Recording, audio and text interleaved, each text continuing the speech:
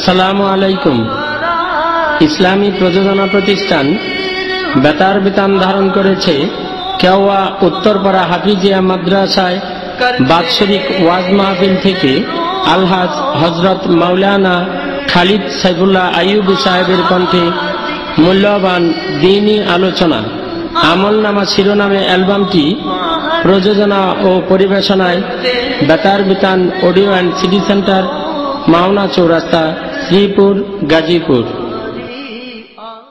আসসালামু আলাইকুম ওয়া রাহমাতুল্লাহি ওয়া বারাকাতুহু।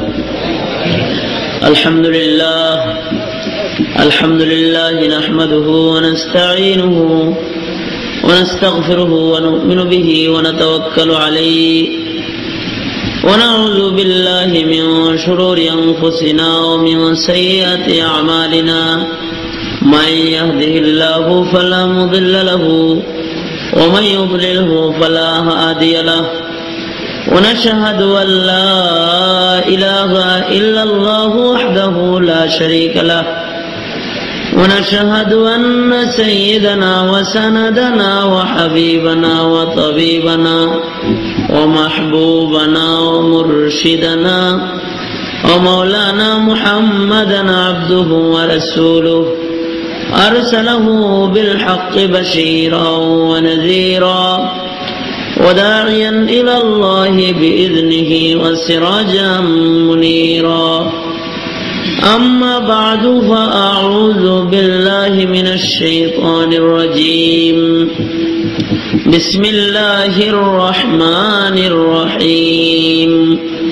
وكل إنسان ألزمناه طائره في عنقه ونخرج له يوم القيامة كتابا يلقاه منشورا.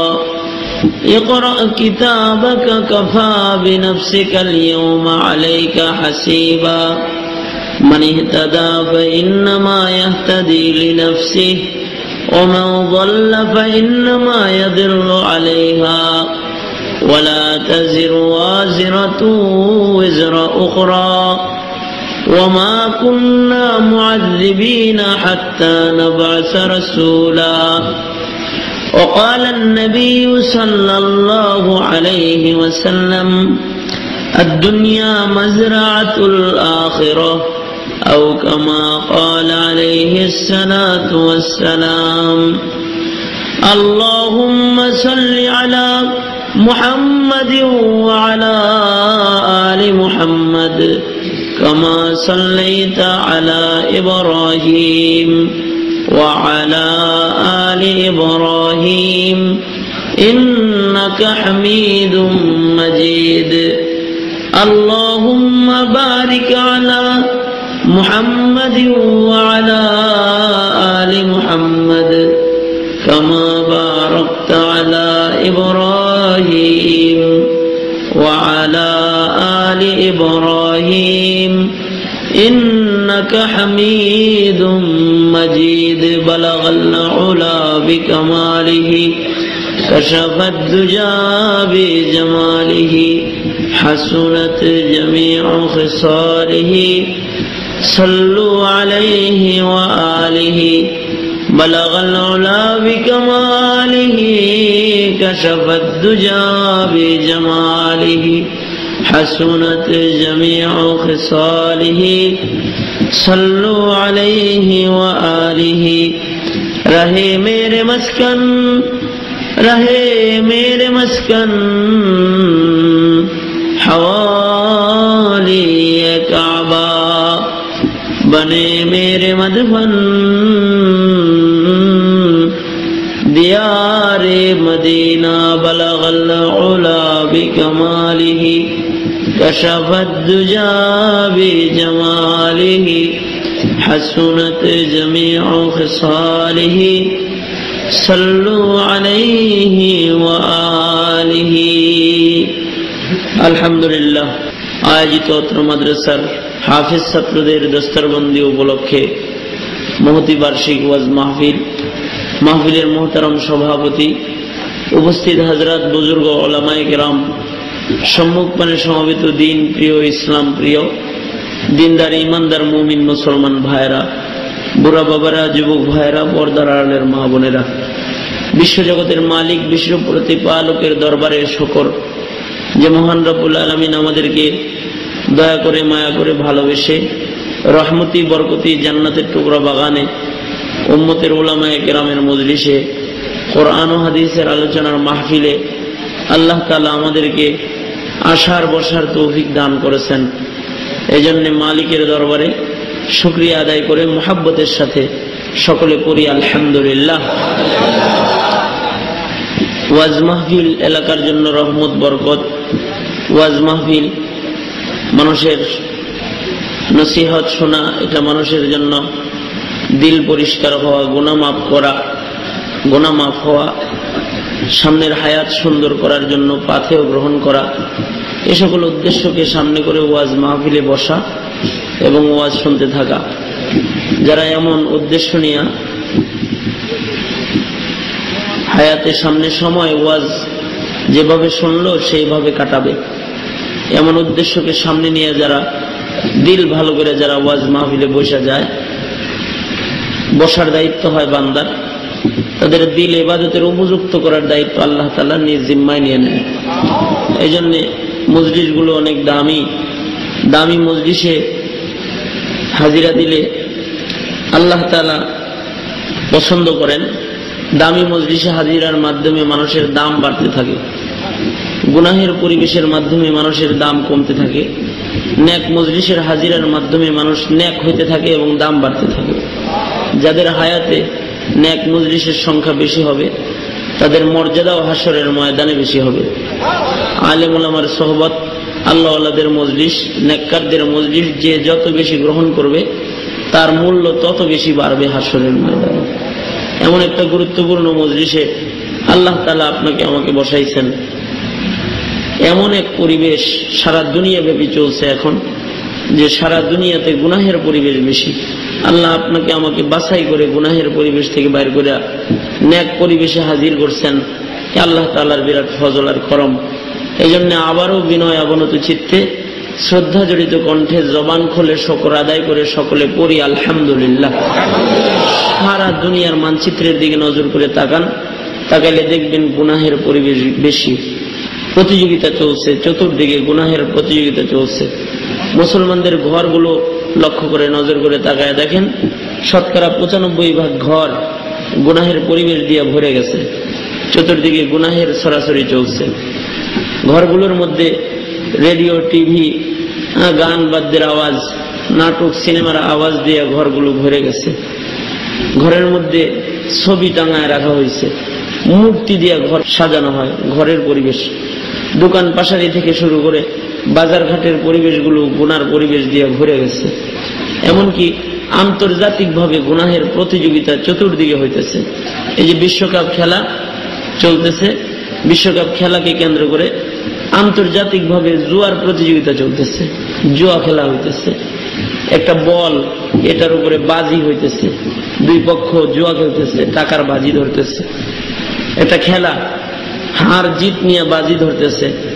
একজন এক দলের সমর্থক, আরেকজন আরেক দলের সমর্থক টেলিভিশনের সামনে বসে বসে টাকা সামনে নিয়ে বাজি ধরে খেলা দেখতেছে। এই হলো গোটা দুনিয়াব্যাপী মুসলমানদের হালাত। এই সময়ে যখন গুনাহের প্রতিযোগিতা, ওই সময় কেউ যদি ইবাদতের মজলিসে থাকে, নেক মজলিসে থাকে, তো এই নেক মজলিসের এবং ইবাদতের দাম আল্লাহ তাআলার কাছে বেশি হতে থাকে। সুবহানাল্লাহ। হাদিসে পাকে আছে, ফিতনার জমানায় একটা সুন্নতের উপরে আমল করলে গলা কাটা শহীদের সওয়াব দান করা হবে। সুন্নতের আমলের বরকতে গলা কাটা শহীদের সওয়াব। কেন? জমানাটা যে ফিতনার জমানা, চতুর্দিকে গুনাহের পরিবেশ, তখন যদি কেউ সুন্নতের উপরে আমল করে তো সুন্নতের আমলটার দামও অনেক বেশি হয়ে যায়। এই জন্য হাদিস শরীফের মধ্যে আছে, قال النبي صلى الله عليه وسلم قال النبي صلى الله عليه وسلم من تمسك بسنتي عند فساد امتي فله اجر شهيد। ফাসাদের জমানায় সুন্নতের আমল, গলা কাটা শহীদের সওয়াব পাওয়া যায়। যখন গুনাহের প্রতিযোগিতা, ওই সময় কেউ যদি নেক কাজ করে, নেক মজলিসে বসে, এটার মূল্য অনেক বাড়তে থাকে। এই জন্য আমরা যারা নেক মজলিসে বসে পড়েছি, আল্লাহ তাআলা আমাদেরকে এই নেক মজলিসের বরকত দান করুক। সকলে আওয়াজ করে বলেন আমিন, আরো জোরে আওয়াজ করে বলেন আমিন। আর একটা কথা শোনাই, যতক্ষণ বান্দা নেক মজলিসে বসা থাকে ততক্ষণ বান্দা আল্লাহর রহমতের ভেতরে বসা থাকে, রহমতের কোলে বসা থাকে এবং রহমতের চাদর দিয়ে বান্দা আবৃত অবস্থায় থাকে। যখনই বান্দা গুনার পরিবেশে চলে যায় তখনই বান্দা শয়তানের ওয়াসওয়াসার ছাতার নিচে ঢাকা অবস্থায় থাকে।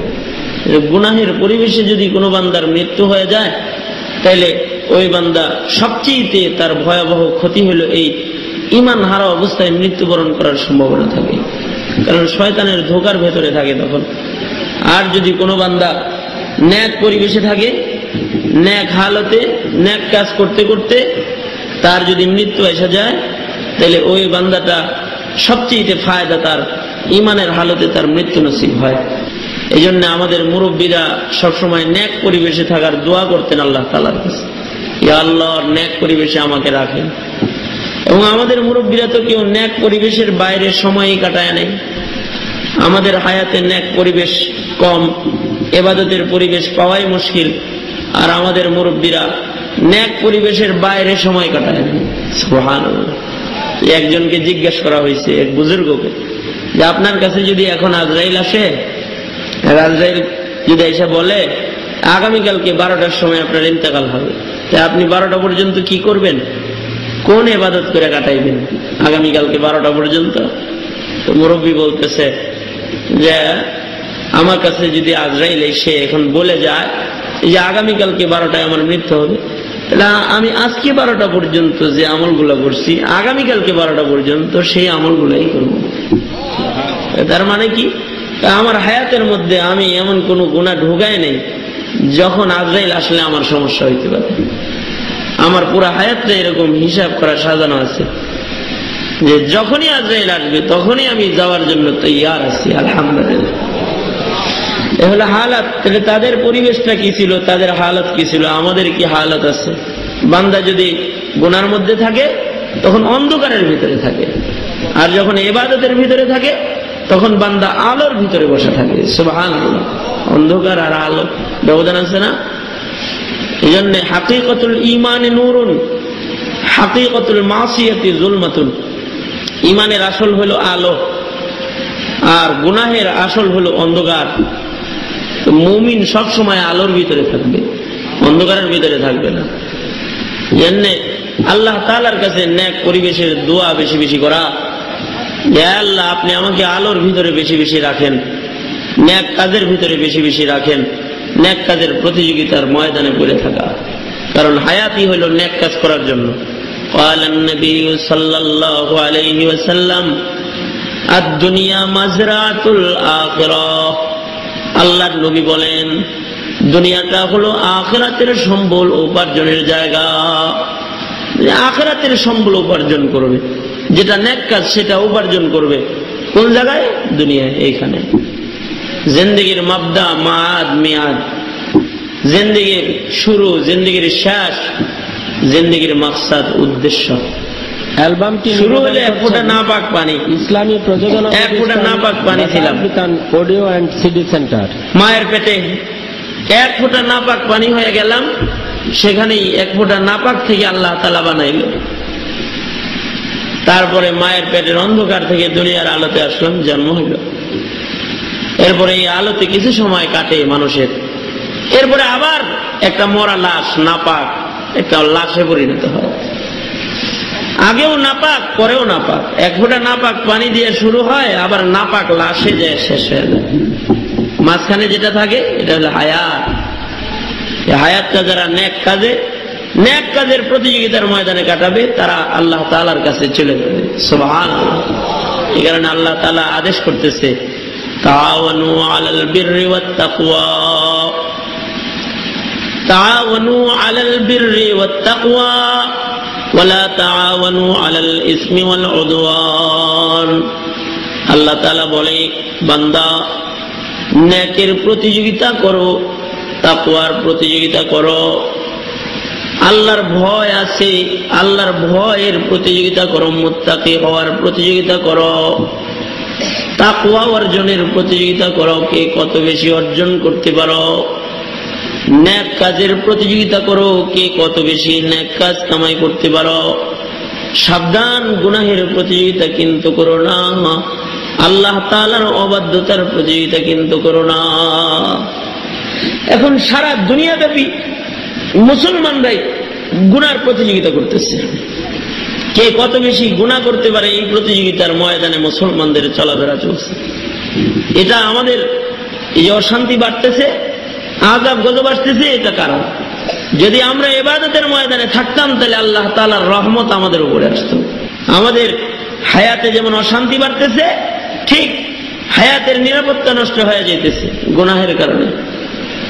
গুনাহগারের নিরাপত্তা নাই তো, যে কোনো সময় কাফের মুশরিক আমাদের মাথার উপরে বোমা ফেলতে পারে, এরকম নিরাপত্তাহীনতায় আছি আমরা। যে কোনো সময় ধরে ফেলতে পারে, নিরাপত্তাহীন অবস্থায় আছি না। কারণ গুনাহগার যখন গুনাহ বেশি করে আরম্ভ করে তখন তার কিছু ক্ষতি হয়। 1 নাম্বার, তার ইজ্জত কমে যায়।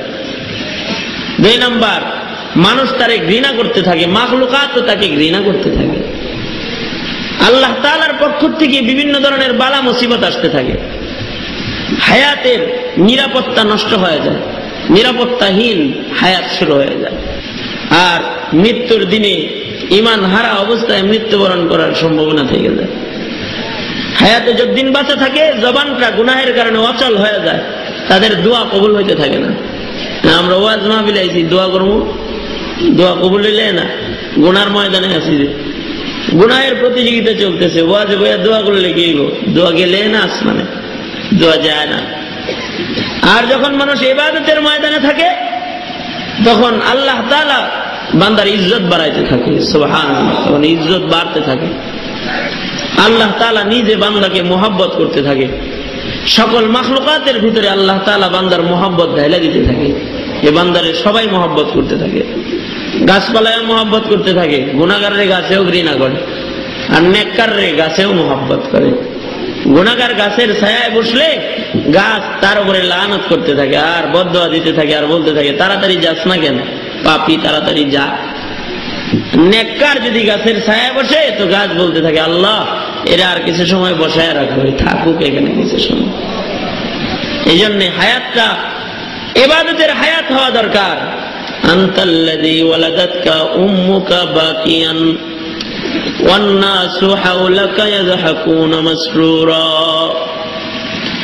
আনতাল্লাযী ওয়ালাদাতকা উম্মুকা বাকিয়ান ওয়ান নাসু হাওলাকা ইয়াযহাকুনা মাসরুরা ফাজহাদ লিনাফসিকা ইয ইয়াকুনু বাকিয়ান ফি ইয়াউমি মাউতিকা যাহিকাও ওয়া মাসরুরা। যেদিন তুমি প্রথম এসেছিলা ভবে, কেঁদেছিলা তুমি একা, হেসেছিল সবে। যেদিন তুমি প্রথম এসেছিলা ভবে, কেঁদেছিলা তুমি একা, হেসেছিল সবে। এমন জীবন তুমি করো হে গঠন, মরণে হাসিবে তুমি কাঁদিবে ভুবন। মরণে হাসিবে তুমি কাঁদিবে ভুবন। নেক কাজ করবে তো মৃত্যুর সময় হাসতে হাসতে আল্লাহর কাছে চলে যাবে। গুনাহ করবে মৃত্যুর দিন কাঁদতে কাঁদতে যেতে হবে। জন্ম হয়েছে কান্দা, বিদায় হবে কান্নাকাটি করে। আর হায়াতে দুনিয়ায় আখিরাতের সম্বল উপার্জন করবে, জন্মের সময় কান্না করে আসছে, কিন্তু মরার সময় এবার হাসি মুখে জান্নাত দেখতে দেখতে আল্লাহর জান্নাতে চলে যাবে। এই জন্য হায়াতটা নেক কাজের প্রতিযোগিতার হায়াত হওয়া দরকার, নেক কাজের প্রতিযোগিতা বেশি হওয়া দরকার হায়াতে। এটাই বান্দার একমাত্র নাজাতের রাস্তা। কারণ যা করতেছি সব রেকর্ড হয়ে যেতেছে, ফাঁকি দেওয়ার কোনো কায়দা নাই। তাকাইতেছি, চোখের দৃষ্টি নজর হয়তো নেক হবে, তাছাড়া গুনাহ হবে। মা বাবার চেহারা তাকায় দেখলো কবুল হজের নেক, পরনারী তাকায় দেখছে গুনাহ হয়ে গেছে গা। আল্লাহর কোরআন তাকায় দেখছে নজরে নেক, নগ্ন জিনিস তাকায় দেখেছে নজরে গুনাহ। আলেম ওলামার চেহারা তাকায় দেখেছে মোহাব্বত জাহির করেছে নেক। সগীরা গুনাহ ঝরে পড়ে যাইতেছে, পাপিষ্ঠ পাপীদের চেহারা দেখেছে পাপীদের আকর্ষণ দিলে রেখেছে, নজরে গুনাহ হয়েছে। জবান দিয়ে কথা বলেছে, ভালো কথা বলেছে, নেক হয়ে গেছে, গুনার আওয়াজ করেছে তো গুনাহ হয়ে গেছে। অর্থাৎ বান্দার জিন্দেগির প্রত্যেকটা কাজ, প্রত্যেকটা কথা, প্রত্যেকটা নজর, প্রত্যেকটা আওয়াজও দুই ভাগে ভাগ হয়ে যেতেছে। দুইজন ফেরেশতা দুই কাঁধে বসা আছে, একজন নেক লিখতেছে আর একজন গুনাহ লিখতেছে। ছোট্ট থেকে ছোট্ট জাররা পরিমাণ নেক কথা বলতেছি তাও তিনি লিখতেছে সওয়াব, জাররা পরিমাণ নেক করতেছি ওটাও আমলনামায় ফেরেশতায় উঠায় নিতেছে। আর যদি গুনাহ হয়ে যাইতেছে সেটা গুনাহ হিসেবে ফেরেশতায় বাম পাশে বসে উঠায় নিতেছে। যার নেকের লিস্টি বড় হবে সে জান্নাতে যাবে, আর যার গুনার লিস্টি বড় হবে জাহান্নামে যাবে। এই জন্য দুই জায়গা বানাইছে মরার পরে, হয়তো জান্নাত নয়তো জাহান্নাম। নেক বেশি জান্নাত, গুনাহ বেশি জাহান্নাম। সিদ্ধান্ত নেওয়া দরকার কোন জায়গায় যাবো, গন্তব্য গাড়িটা কোন জায়গায় যাবে, জান্নাতে যাবে না জাহান্নামে যাবে। মাকসাদ, উদ্দেশ্য বের হওয়া দরকার। যদি জান্নাতি উদ্দেশ্য হয় তবে হায়াতটা নেক দিয়ে সজ্জিত করতে হবে, নেক কাজের প্রতিযোগিতার ময়দানে পড়ে যেতে হবে। যার জীবনে যত বেশি নেক বাড়বে তত বেশি অগ্রসর হয়ে যাবে, জান্নাতের পথে অগ্রসর হয়ে যাবে। আল্লাহ তাআলা আমাদেরকে গুনার প্রতিযোগিতার ময়দান থেকে সরায় ইবাদতের প্রতিযোগিতার ময়দানে এনে দেখ। সকলে জোরে বলেন আমিন, আরো জোরে আওয়াজ করে বলেন আমিন। মানে ইবাদত যে করবো এর জন্য দরকার তৌফিক। তৌফিক ব্যতিরেকে ইবাদত সম্ভব না, নেক সম্ভব না। নেক কাজের ভিতরে লেগে থাকবে, আল্লাহ তাআলার কাছে এটা কবুল করার লাগবে। এই জন্য মাঝে মাঝে আল্লাহর কাছে দোয়া করতে হয়, ইহদিনাস সিরাতাল মুস্তাকিম সিরাতাল্লাযীনা আন'আমতা আলাইহিম গায়রিল মাগদুবি আলাইহিম ওয়ালাদ-দাল্লিন। ইয়া আল্লাহ, ওই পথে আমাকে চালান, ওই কাজ আমাকে করান যে পথে আপনার পেয়ারারা করেছে, যে কাজ আপনার পেয়ারা বান্দারা করেছে। ও রব্বে করিম ও মালিক, ওই কাজগুলো আপনি আমাদের বেশি বেশি করান। আল্লাহর কাছে দোয়া করা, যদি সুযোগ পায় তাহলে আল্লাহর ভালোবাসা পাওয়া গেল। এই জন্য কারি তৈয়ব সাহেব বলেন, যথাসম্ভব ইবাদতের ভিতরে বসে থাকো, ইবাদতের লাগা থাকো, তাহলে আল্লাহর মহব্বতের এরিয়ার ভিতরে বসে থাকো। যারা আল্লাহ ইবাদতে বেশি সময় রাখে আল্লাহ ভালোবাসে, তাই ইবাদতের ভিতরে থাকে। মসজিদে কেউ যায় সবার আগে যায়, সবার পরে বাইর হয়। আর কিছু আছে সবার পরে যায়, সবার আগে বাইর হয়। কেউ বেশি সময় থাকে, কেন থাকে? আল্লাহ তাআলা তাকে বেশি সময় রাখে, এই জন্য থাকে। কেউ ওয়াজ মাহফিলে সবার আগে যায়, সবার পরে বাইর হয়। কেউ প্রতিদিন সকালে কোরআন তেলাওয়াতে বসে যায়, এই কেন রে? আল্লাহ তাআলা তাকে বসায় রাখে, এই জন্য বসে থাকে। এই জন্য আল্লাহ তাআলার কাছে এ তৌফিক মাইয়া ইবাদতের ভিতরে বেশি সময় কাটাইতে থাকা। সূরা বনী ইসরাঈল থেকে আয়াত তেলাওয়াত করেছি। আল্লাহ তাআলা বলতেছেন, আপনাকে আমাকে আল্লাহ তাআলা হুঁশিয়ারি দিতেছেন যে সবার গলায় একটা একটা করে আমলনামা কিন্তু ঝোলানো আছে। জিন্দেগিতে যা করতেছি সব আমলনামায় উঠতেছে। আমলনামা গলায় ঝুলন্ত অবস্থায় আল্লাহ তাআলা আপনাকে আমাকে দাঁড় করাবে। হাসরের ময়দানে, ময়দানে মাহশরে বান্দা যখন আল্লাহর দরবারে দাঁড়াবে, সকল বান্দাগুলার গলায় একটা একটা করে আমলনামা ঝুলন্ত অবস্থায় থাকবে। মহিলাদের গলার হাড়ের মতো সবার গলায় যার যার জীবনের রিপোর্ট আল্লাহ তাআলা ঝুলায় দিবে। ওই আমলনামার মধ্যে সব বান্দা খুঁজে পাবে। ওই জন্মের পর থেকে মৃত্যু পর্যন্ত সময়টা কোন কাজে কাটাইছে, কয় রাত্রি ওয়াজ মাহফিলে কাটাইছে, কয় রাত্রি গুনার পরিবেশে কাটাইছে, কয়টা গুনাহ করেছে, কয়টা নেক করেছে, সব বান্দা আমলনামার ভিতরে তালাশ করে পাবে। হাসরের কঠিন ময়দানে সুবিন্যস্ত বিস্তারিত লেখাও আমলনামাটা গলায় দিয়েই আল্লাহ বান্দাকে দাঁড় করায় দিবে আর বলবে, ও বান্দা, তোমার গলায় যে আমলনামা, তোমার রিপোর্টটা তোমার গলায় ঝোলানো আছে, তুমি জীবন কেমনে কাটায়ছো এই আমলনামায় সব দেওয়া আছে। আজকের দিনে আমি আহকামুল হাকিমিন, আল্লাহ তাআলার তোমার মতো বান্দার বিচার করার দরকার নাই। তুমি তোমার গলায় ঝুলন্ত আমলনামাটা নিজেই একটা একটা করে পাতা উল্টাও আর পড়তে থাকো, হে বান্দা আজকে তুমি আমার জান্নাতে যাইবা না জাহান্নামে যাইবা, নিজের আমলনামা পয়রা নিজেই বুঝতে পারবা তুমি কি জান্নাতি না জাহান্নামী। নেক বেশি করছো না গুনাহ বেশি করছো, তুমি পড়ো নিজেই টের পাওয়া যাইবা। ওই দিন আল্লাহ তাআলার কাছে আমাদের দ্বারায় ওই নিজের আমলনামা নিজে দেখতে হবে। আর ওই দিন অপরাধীরা আমলনামা পয়রা বলতে থাকবে, মা লিহাযাল কিতাব লা ইউগাদিরু সাগীরাতাও ওয়ালা কাবীরাতান ইল্লা আহসাহা। কিরে এটা আবার কেমন আমলনামা, এই কিতাবের কি হলো যে আমার হায়াতের ছোট্ট গুনাহটাও ছাড়ে নাই, ছোট্ট নেকটাও ছাড়ে নাই, সব দেখি উঠায়া দিছে, সব এখানে লেখা আছে রে। বান্দা নিজেই করতে থাকবে। মনে মনে ভাবতে পারেন আমরা যারা পড়াশোনা জানি না আমরা কেমনে করব? স্কুল কলেজে পড়ি নাই, পড়ালেখা শিখি নাই, আল্লাহ পড়তে বললে কেমনে করব? আল্লাহ তাআলা ময়দানে মাহশারে দাঁড়ায় থাকা লোকদেরকে যখন বলবে ইকরা, এ বান্দা তুমি পড়ো, পড়ো তুমি তোমার আমলনামা, এটা যখন আল্লাহ বলবে, আল্লাহ তাআলা ইকরা বলার সাথে সাথে হযরত কাতাদা বলেন আল্লাহর সামনে দাঁড়ায় থাকা সব বান্দাগুলা এক নাম্বার ভালো ভালো শিক্ষিত হয়ে আল্লাহর দরবারে দাঁড়ায় যাবে। সবাই শিক্ষিত হয়ে দাঁড়ায় যাবে। সুবহানাল্লাহ, জোরে পড়েন সুবহানাল্লাহ। দুনিয়াতে অশিক্ষিত ছিল, আল্লাহ বলবেন ইকরা কিতাবাক, তো সব শিক্ষিত হয়ে আল্লাহর সামনে দাঁড়ায় যাবে। শুধু কি শিক্ষিত হবে? ইমাম গাজ্জালী বলেন না, সবাই চাঁদের জগতের লোক হয়ে যাবে। মানে কিছু মানুষ আছে না, তাদের আকল আর তাদের ব্রেন এত বেশি যে তারা গবেষণা করতে করতে চাঁদে গেছে গা, গবেষণা করতে করতে মঙ্গলে চলে গেছে। তো বান্দাকে আল্লাহ তাআলা যখন হাসরের ময়দানে দাঁড় করাবে, সব চাঁদে যাওয়ার উপযুক্ত ব্রেন নিয়ে দাঁড়ায় যাবে, কারণ ব্রেনও কম থাকবে না। সবাই নিজেদের আকল দিয়ে বুঝতে পারবে যে আহকামুল হাকিমিন, আল্লাহ তাআলা আজকে কারোর উপরে জুলুম করতেছে না, নিজেই বুঝতে পারবে, এত আকল হবে। সুবহানাল্লাহ, জোরে বলেন। আল্লাহ তাআলা এগুলো করবেন। আল্লাহু আকবার বলেন। অসম্ভব নাকি আল্লাহর জন্য? কি বলেন, এটা করা অসম্ভব? হ্যাঁ, আকল দিয়ে দেওয়া অসম্ভব, শিক্ষিত বানানো অসম্ভব, সব সম্ভব। আল্লাহ তাআলার জন্য সব সম্ভব।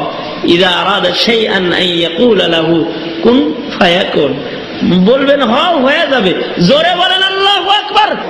সবাই মিলে আওয়াজ করে চিল্লায় জোরে বলেন আল্লাহু আকবার। আল্লাহ তো ওই জাত যে সবাই শিক্ষিত হয় আল্লাহর সামনে, ইকরা বলার সাথে সাথে শিক্ষিত হয়ে যাবে সবাই। বান্দা আমলনামা পড়তে থাকবে, বান্দার আমলনামা পড়া বান্দা নিজেই বুঝবে আজকে সে জান্নাতি নাকি সে জাহান্নামী। যদি বান্দা ইবাদতে কাটায় থাকে, তাহলে ইবাদতের সংখ্যা, নেকের সংখ্যা বেশি দেখতে পাবে। যদি গুনাহ করে থাকে, গুনাহের সংখ্যা কিন্তু বেশি হবে।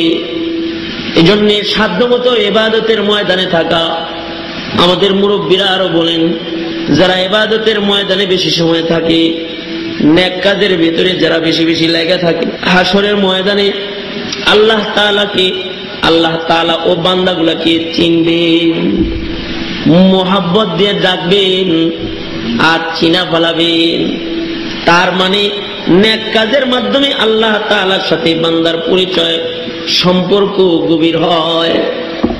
গুনার মাধ্যমে ইবলিসের সাথে সম্পর্ক হয়। আর নেক কাজ ও ইবাদতের মাধ্যমে আহকামুল হাকিমিন, আল্লাহ তাআলার সাথে বান্দার খাতির হয়, সম্পর্ক হয়। সুবহানাল্লাহ। যত নেক কাজ করে আল্লাহর লগে তত খাতির বাড়ে, আর যত গুনাহ করে তত কার লগে খাতির বাড়ে? হ্যাঁ, কথা কন না কে? গুনার মাধ্যমে কার সাথে খাতির বাড়ে? শয়তানের সাথে। আর ইবাদতের মাধ্যমে কার সাথে খাতির বাড়ে? আল্লাহ তাআলার সাথে। হায়াতে আল্লাহর সাথে যার যত খাতির হইব ততই না চিনব। আপনার জীবনে যার সাথে একবার দেখা হয়েছে তারে যেমন চিনেন, বারবার দেখা হয়েছে তারে ওইরকমই চিনেন। যার সাথে জীবনে একবার দেখা হয়েছে তারে দেখলে বলবেন যে হায় রে, কই দিনে দেখছিলাম রে তোরে। আর যার সাথে বারবার সাক্ষাৎ হয়েছে তারে তো দৌড়ে ধরে ফেলবেন, বন্ধু আসেন, অনেকদিন পরে আবার পাওয়া গেছি আপনার, খাতির বেশি। আল্লাহ তাআলার সাথে দুনিয়াতে ইবাদতের মাধ্যমে যাদের খাতির বেশি, আল্লাহ তাআলা বিনা হিসাবে তাদের জান্নাত দিবেন। আর বলবেন এতদিন দূরে ছিল, আর দেরি হয় না, আসো কাছে আসো, জান্নাতে ঢুকে পড়ো। খাতির বেশি, চাই না জান্নাত দিবে। গুনার মাধ্যমে শয়তানের সাথে খাতির, আল্লাহ তাআলার রহমত ওই দিন বান্দাকে চিনবেই না। ইবাদতের মাধ্যমে আল্লাহ তাআলার সাথে সম্পর্ক হয়। কেউ জীবনে একবার নামাজ পড়ছে, বছরে একবার নামাজ পড়ে, তার সাথে আল্লাহর যেমন খাতির 5 ওয়াক্ত যে নামাজ পড়ে তার সাথে ওরকম খাতির না। কিন্তু দিনে 5 বার আল্লাহর সাথে যে দেখা করে তার সাথে আল্লাহর সাথে আলাদা খাতির। আবার কিছু কিছু বান্দা আছে আল্লাহর সাথে স্পেশাল সাক্ষাৎ করে তাহাজ্জুদ পড়ে। সব মানুষ ঘুমায় যায়, বান্দা তখনও আল্লাহর মোলাকাতে সাক্ষাতে দাঁড়ায় রয়, তার সাথে আল্লাহ তাআলার আলাদা সম্পর্ক। বান্দা যত আল্লাহ তাআলার সাথে সম্পর্ক গভীর করবে, হায়াতটা হলো নেক কাজ করে আল্লাহর সাথে বান্দার আবদিয়াতের সম্পর্ক গড়ার জন্য আল্লাহ তাআলা বান্দাকে দান করেছে। যারা এই হায়াতে আল্লাহর সাথে সম্পর্ক যত বেশি গভীর করবে, সে আল্লাহর জান্নাতে আল্লাহ তাআলার তত বেশি নিকটে অবস্থান করবে। সুবহানাল্লাহ। ইবাদতের মাধ্যমে আল্লাহর সাথে সম্পর্ক হয়, কারণ ইবাদতটা আল্লাহ তাআলার সাথে মোলাকাত। নামাজ পড়ে আল্লাহর সাথে মোলাকাত হয়ে যায়, কোরআন শরীফ তেলাওয়াত করে আল্লাহর সাথে আলাপ হয়ে যায়, কথোপকথন হয়ে যায়, জিকির করে ডাকাডাকি হয়ে যায়, আল্লাহ তাআলার সাথে বান্দার ডাকাডাকি হয়ে যায়। সুবহানাল্লাহ জোরে বলে। সম্পর্ক হইতে থাকে, সম্পর্ক হইলেই তো লাভ। দুনিয়ার মানুষের সাথে সম্পর্ক হইলে লাভ, আল্লাহর সাথে সম্পর্ক হইলে কত লাভ। এমপির সাথে সম্পর্ক হইলে লাভ, হ্যাঁ, বড় লোকের সাথে সম্পর্ক হইলে লাভ, চেয়ারম্যানের সাথে সম্পর্ক হইলে লাভ, মন্ত্রীর সাথে হইলে লাভ, প্রেসিডেন্টের সাথে সম্পর্ক হইলে লাভ, আল্লাহর সাথে সম্পর্ক হইলে লাভ না, অনেক বড় লাভ। বাদশার সাথে সম্পর্ক হইলে কত লাভ। সুলতান মাহমুদ গজনবী রহমতুল্লাহ আলাইহির ওয়াকিয়া দিয়ে আমাদের বুজুর্গরা দৃষ্টান্ত দেয়।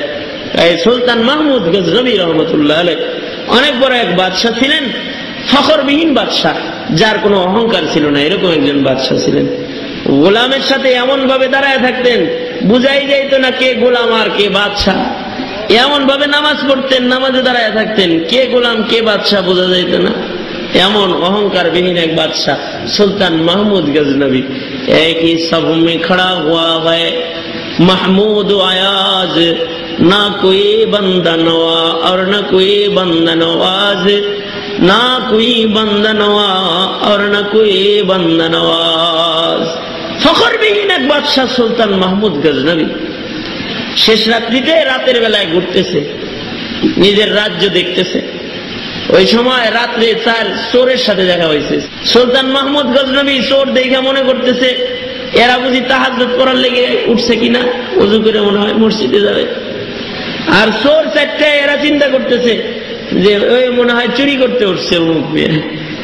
চোরারা ডাকে সুলতান महमूद गजनबीরে ডাকে, একা একা চুরি করে সুবিধা পাইতেন না ভাই, আয়েন একসাথে চুরি করি, ভাগযোগ করে 5 ভাগ করে 5 জনে নিবনি, আসেন আসেন।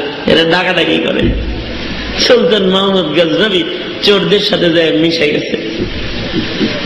চুরি করবেন আপনারা কি যোগ্য চোর?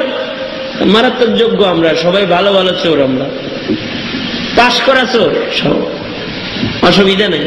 কই চুরি করবেন? কই আপনি কি, আপনি তো এলাকার মানুষ, আপনি কি সুলতান महमूद गजनबीর বাড়ি চিনেন? চিনি না। মানে চিনি না। তাহলে চলেন হের বাড়িতেই যাই। চলেন যদি ধরা খায় আবার কি যোগ্যতা আছে আপনাদের? আমরা সবাই খুব পাশ করার যোগ্য চোর, ধরা খাওয়ার সম্ভাবনা কম এবং খুব আসানির সাথে কাজ করতে পারি। কেমনে, কি যোগ্যতা বলো? একজনে বলে আমার যোগ্যতা হলো আমার হাতে আমি যদি তালি দেই তাহলে তালা খুলে যায়, অত মেহনত করা লাগে না। তালার কাছে যায় তালি দেই তো তালা খুলে যায়। আর তোমার যোগ্যতা? আমার যোগ্যতা হলো আমার নাকে, আমি ঘরের কোনায় যায় গ্রাম নিলে বুঝি কোন ঘরের ভিতরে সোনা দানা টাকা পয়সা আছে। তারা জানে তোর যোগ্যতা কি? আমার যোগ্যতা হলো আমার চোখে, আমি যদি রাতের অন্ধকারেও কাউরে দেখি তাহলে দিনের বেলায় তাকে আমি চিনি, চোখে যোগ্যতা। তোমার যোগ্যতা কি? আমার যোগ্যতা হলো আমার কানে, আমি কুকুরের ভাষা বুঝি, কুকুর কি বলে এটা আমি বুঝি। তোমরা ভালো যোগ্য চোর, তোমাদের সাথে চুরি করা যায়, চলে যাই। আপনি তো চালাক কম না, আপনার যোগ্যতা কি এটা বলেন আগে, তাহলে না বাঘ সমান সমান বাঘ পাইবেন। বলেন আপনার কি যোগ্যতা? সুলতান महमूद गजनबी বলে আমার যোগ্যতা হলো আমার দাড়িতে, আমি যদি এটা ডান দিকে হেলাই তাহলে ফাঁসি মাপ হয়ে যায়, আর বাম দিকে হেলাইলে জেল মাপ হয়ে যায়। আপনারা তো আমাদের দরকার, আমাদের চুরি ডাহাতি করতে যায়, 2টারই সম্ভাবনা বেশি। আপনি থাকলে তো আর কোনো চিন্তাই নেই, দাড়ি হেলাইলেন জেল ফাঁস মাপ হয়ে যাবে। চলেন যাই, ঠিক আছে চলো। সুলতান মাহমুদ গজনবী আগে আগে যাইতেছে, 4 চূড়া পিছে পিছে হাঁটতেছে, যাইতেছে, চুরি করতে যায়। সুলতান মাহমুদ গজনবী বাড়িতে, বাড়ির ভিতরে ঢুকবে তো গেটের কাছে একটা কুকুর ঘেউ ঘেউ করতেছে। ওই যে একজন আছে যে কুকুরের ভাষা বুঝে, কুকুর কি বলতেছে জানেন? কুকুর বলে, আয় বাড়ির লোকেরা সাবধান সাবধান, বাদশাহ মেহমান নিয়ে কিন্তু বাড়িতে ঢুকতেছে, সব সাবধান হয়ে যাও। যে কুকুরের ভাষা বুঝে যে, ও বলতেছে, আগে জানতাম মানুষের মাথা খারাপ হয়, এখন থেকে কুকুরেরও মাথা খারাপ হয়। যাই চুরি করতে ও কয় মেহমান যায় বাদশার সাথে। পাগলা কারাতে পাঠান দরকার বেটা, কুকুরের দাঁতানি দেওয়া আরম্ভ করছে। আমরা যাই চুরি করতে, কুকুরের মাথা খারাপ। কুকুর কয় বাদশার সাথে যায়, বাদশার সাথে আছে। ওইটা একটা গুরুত্ব দেয় নাই, ভিতরে ঢুকে গেছে, তালি দিছে, তালা খুলে গেছে, নাক দিয়ে গ্রান নিছে, সম্পদ কোন ঘরে আছে বাইর করে ফেলাইছে, ভিতরে ঢুকে পড়ছে, একেবারে বস্তা ভইরা 5টা গাঁটটি সুন্দর করে রেডি করছে। চোরারা 5 জনে 5 গাঁটটি নিব। এর ভিতরে একজন আছে একটু অলস তবিয়তের, ও বলতেছে, আমাদের সাথে তো জেল ফাঁস মাফ হওয়ার কারামতি আছে, এত পেরেশান হওয়ার কি দরকার, একটু বিশ্রাম নেই পরে যামনি। এখন এই গাঠি বুঝটা রেডি করে যখন সব বিশ্রাম নিতে একটু কায়দ হয়েছে, রাত জাগা মানুষ সবটি ঘুমায় গেছে। সুলতান মাহমুদ গজনবী দরজা বাইরে থেকে আটকায়া ফজরের নামাজে চলে গেছে। ফজরের নামাজ পড়ে সুলতান মাহমুদ গজনবী রাজ দরবারে আইসা হাজির হয়ে জল্লাদ পাঠায় দিছে, 4টা আছে ঘরের ভিতরে, 8খানে ধরে নিয়ে বিচার করুন। 4টা ধরে না হাজির করছে, 4টা দাঁড়াইছে আসামির কাঠ গড়ায়। ওই যে এর ভিতরে একজন আছে, রাত্রে দেখলে দিনে চিনে, ও এই তো আসামি হিসাবে দাঁড় করাও, ও দেখি হাসে। সবাই খুব চিন্তিত, কিন্তু ও খুব বেশি চিন্তিত না। ও বাদশার দিকে একবার তাকায় আর একবার নিজেদের বন্ধুদের দিকে তাকায়। একটু পরে বলতেছে, বাদশাহ আমি কিন্তু রাত্রে দেখলে পরে দিনের বেলায় চিনি। 4 জন ছিলাম না, 4 জন ছিলাম না, চোর ছিলাম মোট 5 জন। গাঠুরি 5টা রেডি করা আছে, 5 জন ছিলাম। বন্ধু হয়ে বন্ধুদের সাথে মস্করা কেন করেন? আপনি আমাদের বন্ধু, একসাথে না চুরি করলাম, একসাথে ছিলাম। আপনি থাকবেন রাজ সিংহাসনে, আমরা থাকবো আসামির কাঠ গড়ায়। হয় না, আপনার সাথে না রাতের বেলায় আমরা বন্ধু সুলভ ভাবে ঘোরাফেরা করলাম, আর এখন কিনা আমাদের বিচার করেন। সুলতান মাহমুদ গজনবী তার যোগ্যতায় খুশি হয়ে গেছে।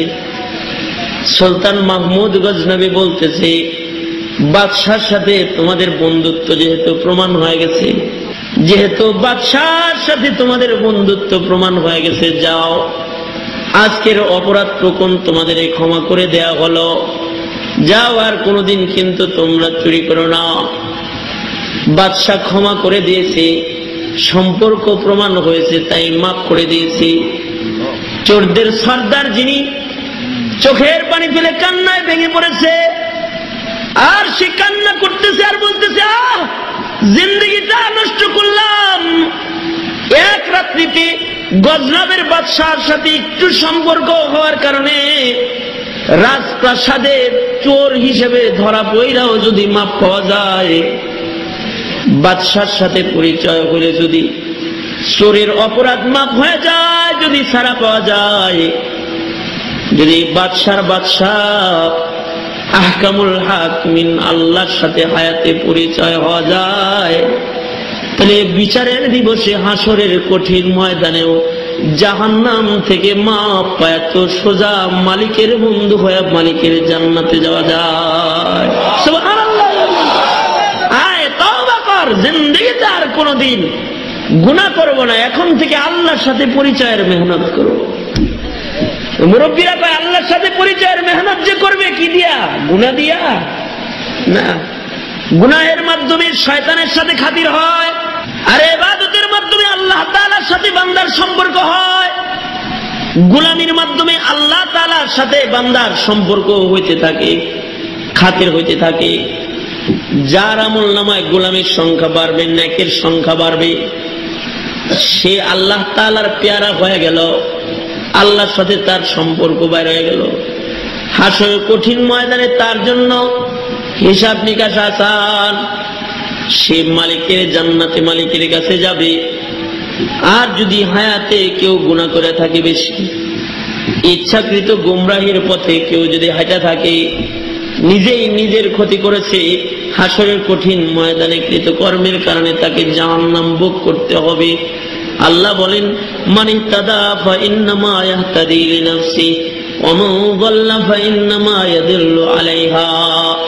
কেউ যদি হেদায়েতের উপরে চলে, নেক কাজ করে কেউ যদি হায়াত কাটায়, তাহলে নিজেরই উপকার করলো। আর কেউ যদি গুমরাহির পথে চলে থাকে, তাহলে নিজেই নিজের ক্ষতি করেছে। হাসরের কঠিন ময়দানে নিজের কৃতকর্মের কারণে নিজেই জাহান্নামের আগুনে যেতে হবে। নিজেই নিজের ক্ষতি করেছে। নিজের ক্ষতি শুধু কবরে হাসরে না, দুনিয়াতেও। পাপের কারণে নিজের ক্ষতি দুনিয়ায় হয়, আর নেকের কারণে নিজের উপকার দুনিয়ায় হয়। নেক কাজ করেনেওয়ালা, ভালো কাজ করেনেওয়ালা, সে যদি ফাসেক হয় তাও তার কিছু উপকার হয়। নেক কাজ করেনেওয়ালা যদি কাফেরও হয়, তাও আল্লাহ তাআলা দুনিয়াতে কিছু পুরস্কার তারে দিয়ে দেয়। আর যদি গুনাহ করে, গুনাহগার যদি ইমানদার হয়, তাও দুনিয়াতেই তারে সাজা দিয়ে দেয়। মানে নেক কাজ করেনেওয়ালা, ভালো কাজ করেনেওয়ালা যদি কাফেরও হয়, দুনিয়াতেই আল্লাহ তাআলা তারে কিছু পুরস্কার দিয়ে দেয়। আর নেক কাজ করেনেওয়ালা যদি, গুনাহ করেনেওয়ালা যদি ইমানদার হয়, দুনিয়াতেই কিছু সাজা পাওয়া যায়। দেখেন না, কুরাইশের লোকেরা নেক কাজ করে, যখন সারা দুনিয়াতে পাপাচারের ঢল, ওই সময় আহলে কুরাইশ তাদের ভিতরে নেক কাজ করার প্রবণতা আছে। এজন্য আল্লাহ তাআলা আহলে কুরাইশের মর্যাদা বাড়ায় দিয়েছেন। সারা দুনিয়াতে শিরিক হইতেছে, পূজা হইতেছে, মূর্তির পূজা, আগুনের পূজা, শিরিকের ঢল, জীবন্ত মানুষ কবর দিতেছে, মদ পান করে ফখর করে ঘোরাফেরা করতেছে।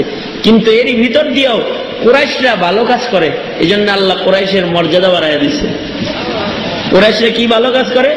এরা আল্লাহর ঘর ঝাড়ু দেয়, মানে কাবা শরীফ ঝাড়ু দেয়। এরা ভালো কাজ করে, এরা জমজমের পানি উঠায় আল্লাহর মেহমানদেরকে খাওয়ায়, দাঁড়ায় দাঁড়ায় মানুষের খেদমত করে। কিছু এক কাজ করে, তারা বাইতুল্লাহ ভাঙা পুনর্নির্মাণ করে, আবার তারা সুন্দর করে বানায়, ভালো কাজ করে। এ কারণে আল্লাহ তাআলা তাদের ইজ্জত বাড়ায় দিচ্ছেন। কিরকম ইজ্জত বাড়াইছেন? যে সারা দুনিয়াতে কুরাইশকে আল্লাহ তাআলা সরদারি দান করছেন, ইজ্জত দান করছেন। এরকম ইজ্জত দিচ্ছেন এবং এরকম নিরাপত্তা দিচ্ছেন যে কুরাইশকে আল্লাহ তাআলা নিরাপত্তা দিলেন নেক কাজের বরকতে। এমন নিরাপত্তা দিলেন, জানমালের নিরাপত্তা, যে তাদের মাল সম্পদ যদি মরুভূমির প্রান্তর দিয়ে উটের পিঠে ছাইড়া দেয়, কাফেররাও তাদের মালের উপরে আক্রমণ করে না, কাফেররাও তাদের মালের দিকে তাকায় না। ওই যে আল্লাহ তাআলা সূরা কুরাইশ নাজিল করে ইহসান জিতলাইতেছেন, এ কুরাইশ, আমি কি তোমাদেরকে জানমালের নিরাপত্তা দেই নাই?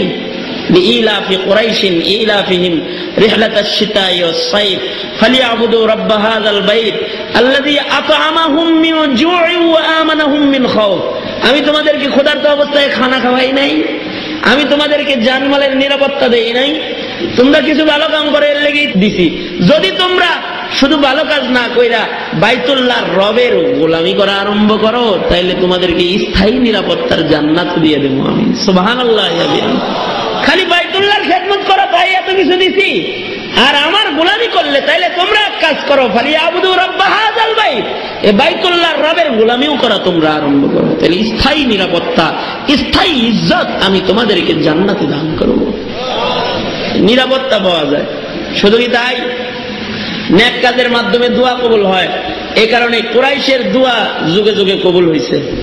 জমজমের পানি হারায় গেছে গা, খাজা আব্দুল মুত্তালিব দোয়া করতেছে, আল্লাহ ও রব্বুল বাইত, এই কাবার মালিক। আল্লাহ তো বলা জানে না, কিন্তু কাবার মালিক বলা জানে। আল্লাহ বলা জানে না, কিন্তু ডাক দেয় কি বলে, এই কাবার মালিক, জমজমটা চালু করে দে, জমজম চালু করে দে। যদি জমজম চালু করে দেস, তাহলে আমার 10 ছেলের একটা জব করে দিব, কোরবানি দিয়ে দেন। আল্লাহ তাআলা দোয়াও কবুল করে বলেছে, জমজমের পানি বলক দিয়ে বের হয়ে গেছে। সুবহানাল্লাহ।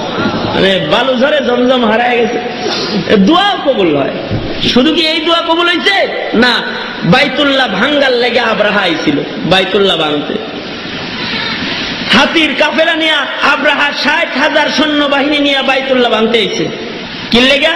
নকল কাবা একটা বানাইছে ইয়ামানে। খ্রিস্টানরা তো খুব খবিস নাম্বার 1 আগের থেকেই। ওরা এমন কোন জিনিস নাই যেটা নকল বানায় নাই। কাবা নকল বানাইছে, নকল নবী বানাইছে, এখন আবার নকল পিশাব বানানো শুরু করছে।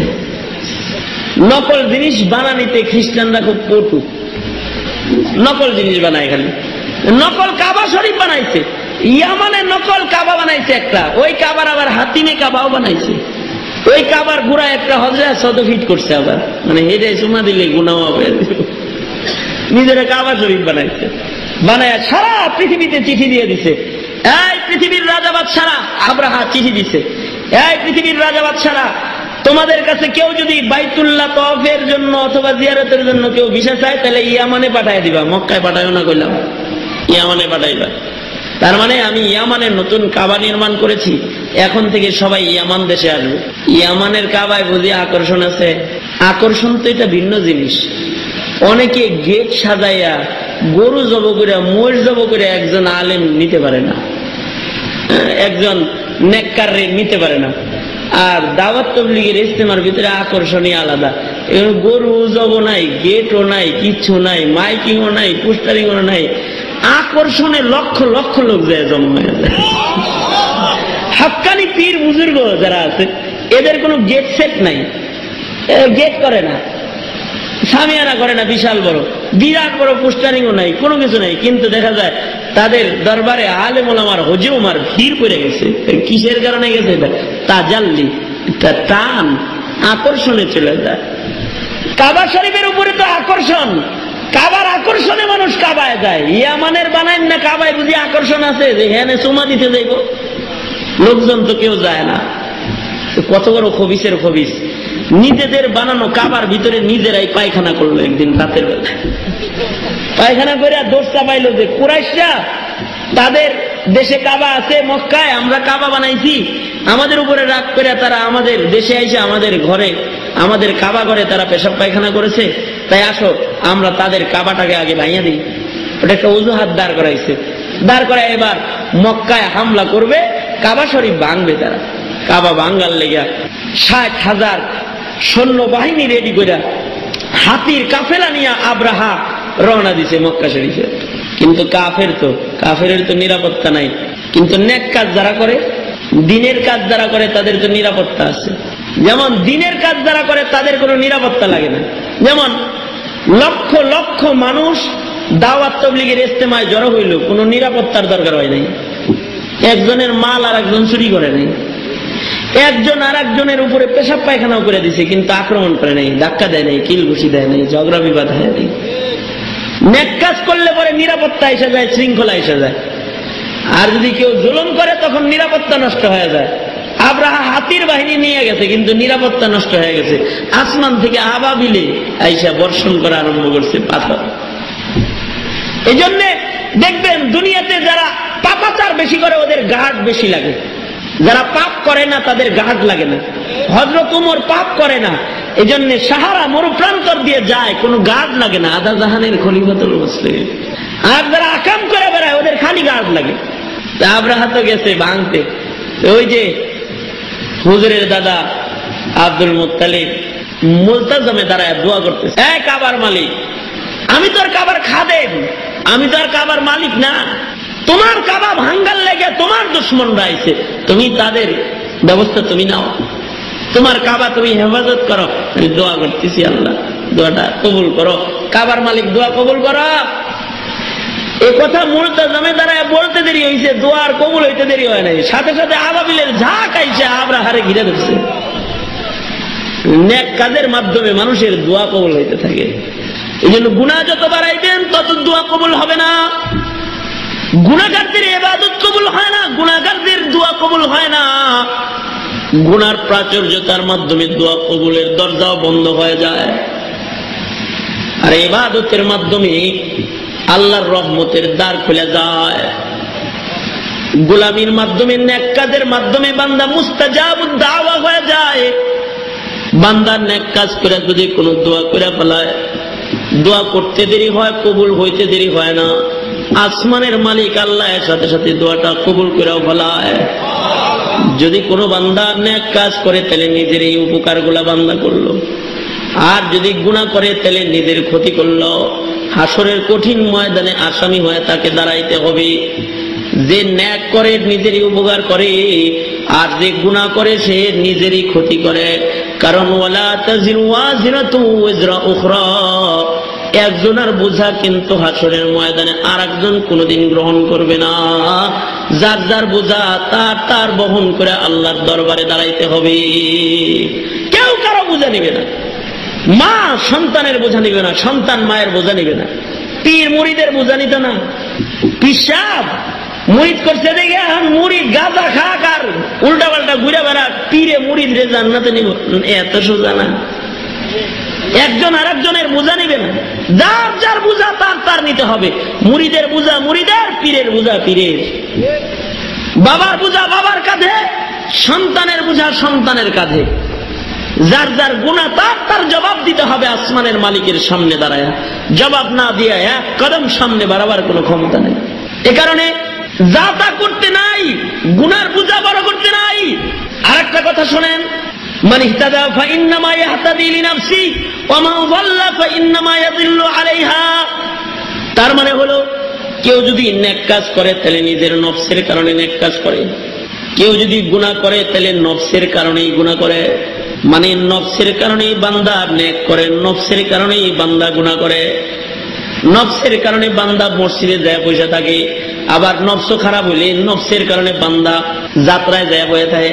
নফসের কারণে বান্দা ইবাদত করে, নফসের কারণে বান্দা গুনাহ করে। নফস ভালো বান্দা ভালো কাজ করে, নফস খারাপ বান্দা গুনার কাজ করে।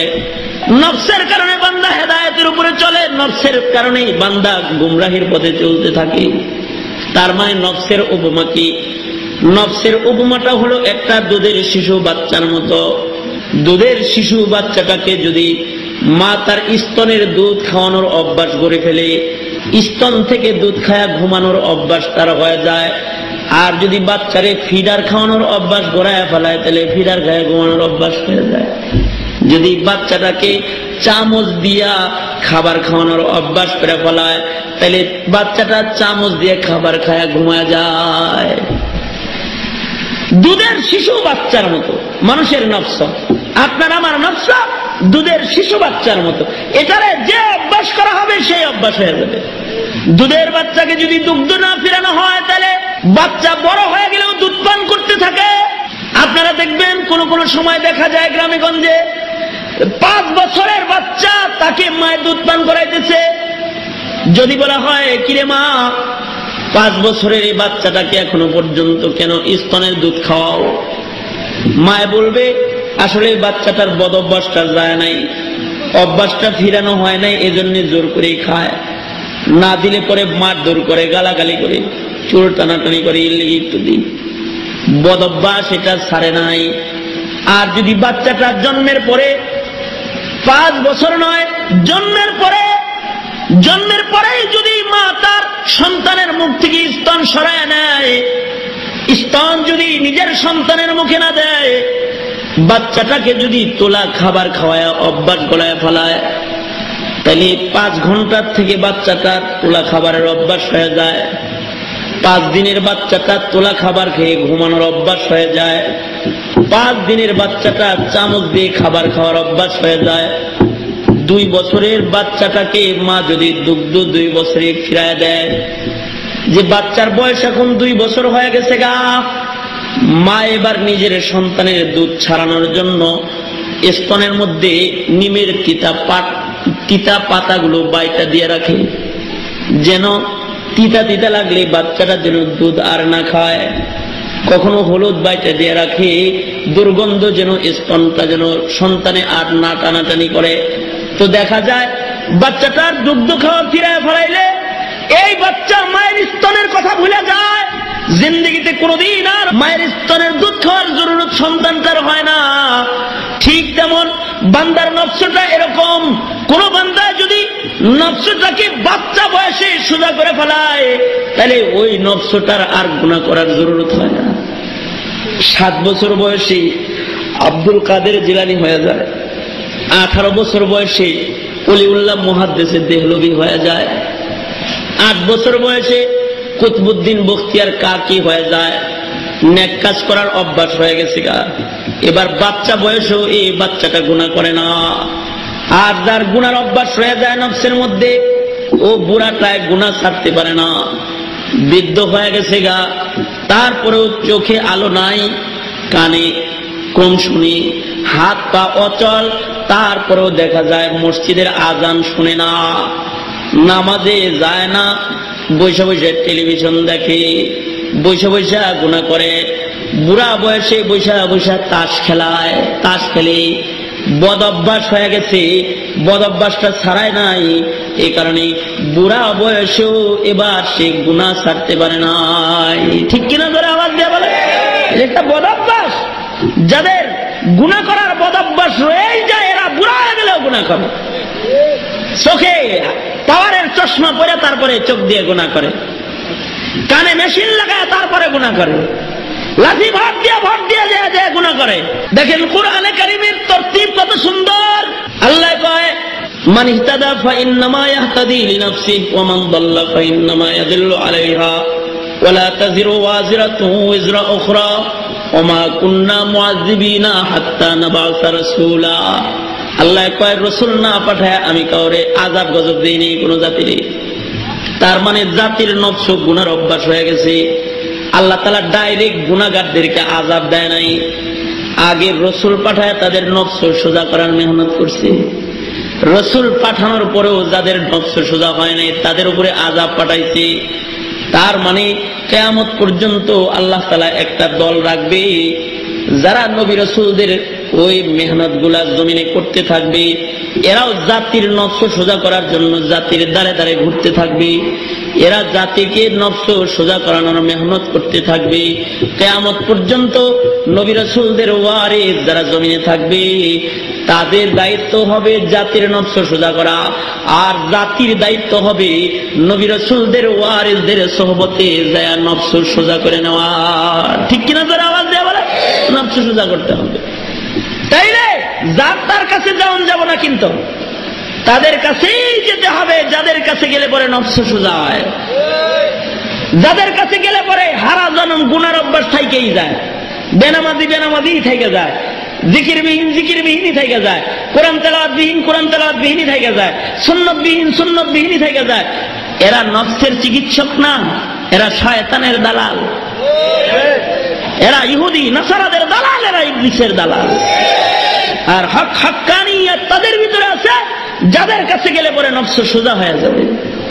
দেখেন না, আল্লাহওয়ালাদের সহবতে গেলে, সত্যিকারের আল্লাহওয়ালাদের সহবতে গেলে পরে মদ পানকারী জিকিরের নেশায় পড়ে যায়, বেনামাজি নামাজের নেশায় পড়ে যায়, আওয়াবিন চাষ তো ছাড়ে না। তাদের কাছে গেলে পরে সুন্নতের প্রেমে পড়ে যায়, তাদের কাছে গেলে পরে বাঁকা নফস ডাকায় সিধা হয়ে যায়, ডাকায় অলি হয়ে যায়। সুবহানাল্লাহ জোরে বলেন, ডাকায় অলি হয়ে যায়। দাওয়াতে তাবলীগে গেলে পরে বকাবাজি করার ব্যক্তি এখন খালি আলহামদুলিল্লাহ বলা শুরু করে দেয়। এই যে স্বামী খালি বিবিরে খালি পিটায়, তরকারিতে লবণ কম হইলেও পিটায়, একটু বেশি হইলে তা খবরই আছে, খালি পিটায়। সাধারণ কাজে স্বামী বিবিরে খালি পিটনা পাটনি দেয়। ওই বাড়িতে একবার দাওয়াত তাবলীগের এক কাফেলা গেছে, দেখা ভাই চলেন চিল্লাই যাই। আপনি কি করেন? কয় যে কৃষি কাজ করি, চিল্লাই যাওয়া যেত না। বিবি সাহেব ফট করে ঘরের ভিতরতে বলতে আছে, না আপনারা লয়ে যান, আমার ধান টান তোলা সব শেষ হয়ে গেছে, এখন 40 দিন থাকলে অসুবিধা নেই। আসল কথা হলো সকালবেলায় বিবির ইচ্ছা মতো পিটাইছে। বিবি যখন কইছে যে ধান তোলা হয়ে গেছে গা, ফসল তোলা শেষ, এখন নিয়ে যান, অসুবিধা নাই।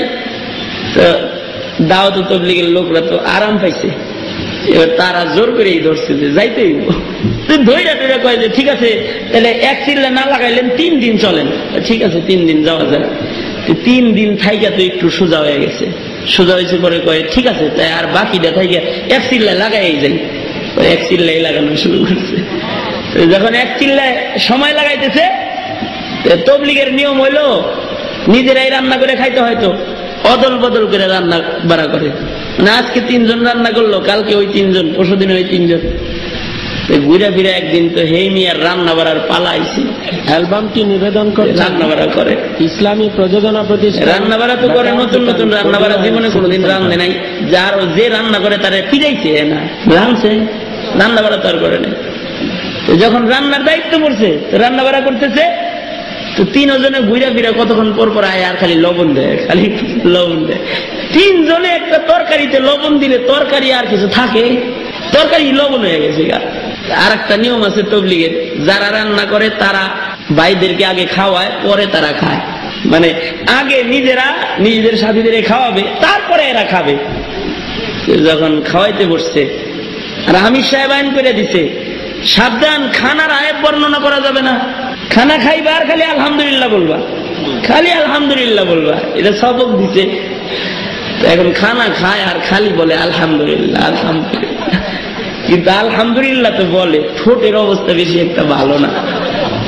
কারণ টক আম খাইলেও তো বোঝা যায়, মিষ্টি আম খাইলেও তো বোঝা যায় যে টকটা মিষ্টি, ঠোঁট যে বাইরেতে আছে, তাতে যে তরকারি যে কি হয়েছে বোঝা যায়, কিন্তু আলহামদুলিল্লাহ বলে। যাই হোক, খানা দানা শেষ করছে, শেষ করার পরে ওই যে যারা পাকাইছে এরা খাইতে বসছে। এরা যখন খানা খাইতে বসছে, এরা তো খানা মুখে দিয়ে অস্থির হয়ে গেছে, কুরসিটা কি খানারে তো লবণ দিয়ে গাইরা ফেলাই দিছি রে। এবার নিজেরা খানা খায় আর ওই যে পিছনের কথা চিন্তা করতেছে, একদিন রান্না করতে যায় এরকম লবণ খাওয়াইলাম, আমার মতো যদি হইল না তাহলে আমাকে বাইরে মাইরে ফেলাইল না।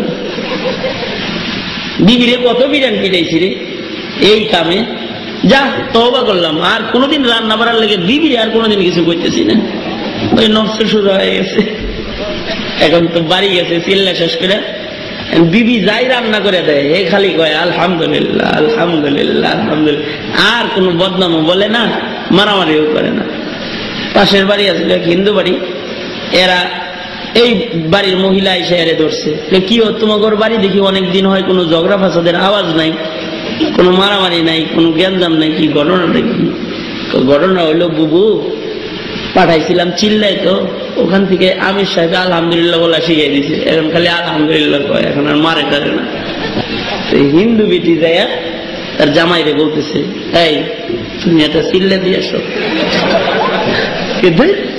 চিল্লা দিয়ে আসো। আমি হিন্দু, আমি চিল্লা দিব, আমি কি মুসলমান? না অসুবিধা নাই, দরকার হয় তুমি মুসলমান হও, তাও চিল্লাই যাও, আর পিটাইও না, ভাল লাগে। শেষ করতে হিন্দু কালের উপরে মুসলমান হয়ে গেছে আখলাক দেখে। দাওয়াতে তাবলীগের কারগুজারি আছে এই আফ্রিকা বিভিন্ন জঙ্গলে দেশে মেহনত হয়েছে, এইভাবে এই আখলাক দিয়ে দিয়ে দেখা গেছে যে কাফের মুসলমান হয়ে গেছে, অনেক নফস সোজা হয়ে গেছে, কাফের নফস সোজা হয়ে গেছে। যেখানে সেখানে নয়, যেখানে গেলে নফস সোজা হয় সেইখানে যাবা যুবক ভাইরা, যার তার কাছে যাইবে না। যারা পীরে, যেই পীরে পায়ে সেজদা দেওয়া শিখায়, শিরিক শিখায়, ইবাদত থেকে দূরে সরায়, গান বাদ্যের দিকে ধাক্কা দিয়ে দেয়, গাঞ্জা মাঞ্জা খানা শিখায় যে গ্রুপে, ওই গ্রুপ কিন্তু হক্কানি না, ও গ্রুপ হলো শয়তানের দালাল। ঠিক কিনা ধরে আওয়াজ দিয়ে বলেন, ঠিক কিনা ধরে বলেন। ওদের কাছে যাওয়া যাবে না, কিন্তু আহলে হকদের দরবারে যেতে হবে। তাবলীগে যাও, একটা চিল্লা লাগাও, হক্কানি পীর বুজুর্গ যাদের কাছে গেলে সুন্নতের তালিম দেয়, নামাজের তালিম দেয়, জিকিরের তালিম দিয়ে দেয়, জিন্দেগিটা পাল্টায়, যাদের কাছে গেলে তাদের কাছে যাও। আল্লাহওয়ালা আলেম ওলামাদের সহবতে যাও, যাদের কাছে গেলে কোরআন তেলাওয়াত সোজা হয়, যাদের কাছে গেলে পরে নামাজ সোজা হয়, তাদের কাছে যাও। যারা নিজেদের নফসকে পাল্টায় নিবে, নফস যারা সোজা করে ফেলবে, তারা ইবাদত করতে পারবে। কারণ নফসের কারণেই বান্দা ইবাদত করে, নফসের কারণেই বান্দা গুনাহ করে। এই জন্যে নফসটাকে সোজা করার মেহনত করতে হবে। নফস সোজা করার জন্য আল্লাহ তাআলা যুগে যুগে 2 জিনিস দান করেছেন। কয় জিনিস? আরো জোরে বলেন, কয় জিনিস দান করেছেন? 2 জিনিস। একটা দান করেছেন হলো কিতাবুল্লাহ, আসমান থেকে আল্লাহ কিতাব পাঠাইছেন। আর একটা হলো রিজালুল্লাহ, আল্লাহ তাআলা আল্লাহর পেয়ারা বান্দার সিলসিলা চালু রাখছেন। উপর থেকে কিতাব পাঠাইছেন কিতাবুল্লাহ, জমিনে রিজালুল্লাহ চালু রেখেছেন। আল্লাহ তাআলা যুগে যুগে আসমানে কিতাব পাঠাইছেন, আবার নবী রাসূল জমিনে রেখেছেন।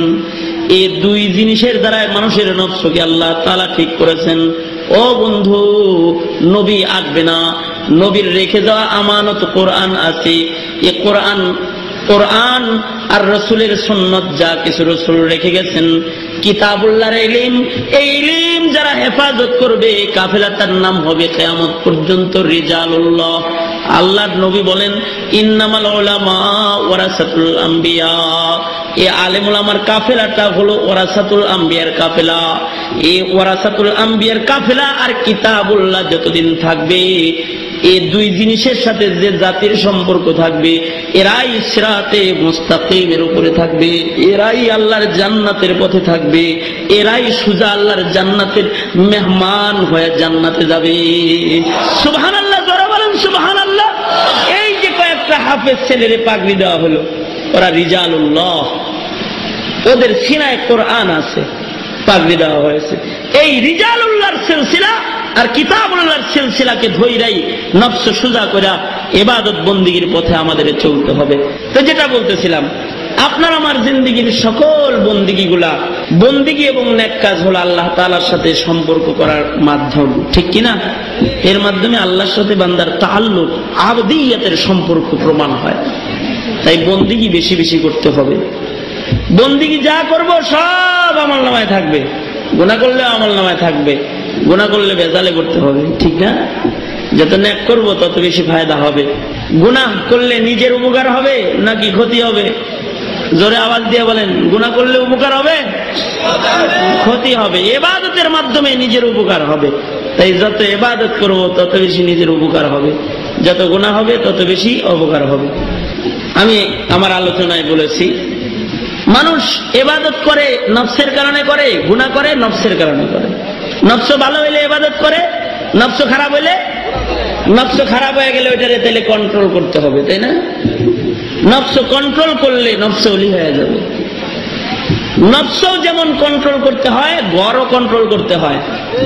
এই জন্য আল্লাহ তাআলা বলছেন, ইয়া আইয়ুহাল্লাযীনা আমানু কু আনফুসাকুম ওয়া আহলিকুম নারা, নফসরেও কন্ট্রোল করে বাঁচাও জাহান্নাম থেকে, আহলকেও কন্ট্রোল করে জাহান্নাম থেকে বাঁচাও। এই কন্ট্রোলের মাধ্যমেই জান্নাত পেতে হবে। আর এই কন্ট্রোলটার নামই হলো ইবাদত আবদিয়াত। আল্লাহ তাআলা আমাদেরকে বোঝার তৌফিক দান করে, আমলের তৌফিক দান করে। সকলে বলেন আমিন। সবাই ইস্তিগফার করেন, আস্তাগফিরুল্লাহ রাব্বি মিন কুল্লি যামবি ওয়া আতুবু ইলাইহি, লা হাওলা ওয়ালা কুওয়াতা ইল্লা বিল্লাহিল আলিয়্যিল আযীম। সবাই সবার জন্য দোয়া করেন, আমিও দোয়া চাই আপনাদের কাছে, দোয়া চাই আপনাদের জন্য, দোয়া করে আল্লাহ সকলকে হেদায়েতের দৌলত দান করেন।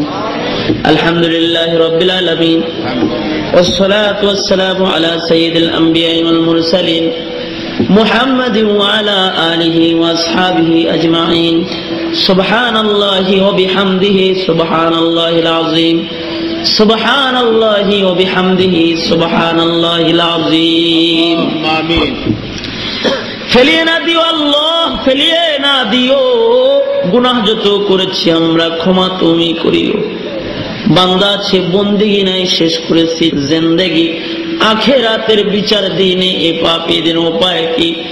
রহমান রহিম নামে নিয়েছি আল্লাহ তোমায় মানিয়া, কেমন করে আমাদের তুমি জাহান্নামে ফেলিবা? মাফ করে দাও আল্লাহ, মাফ করে দাও। গুনাহ যত করেছি আমরা ক্ষমা তুমি দাও।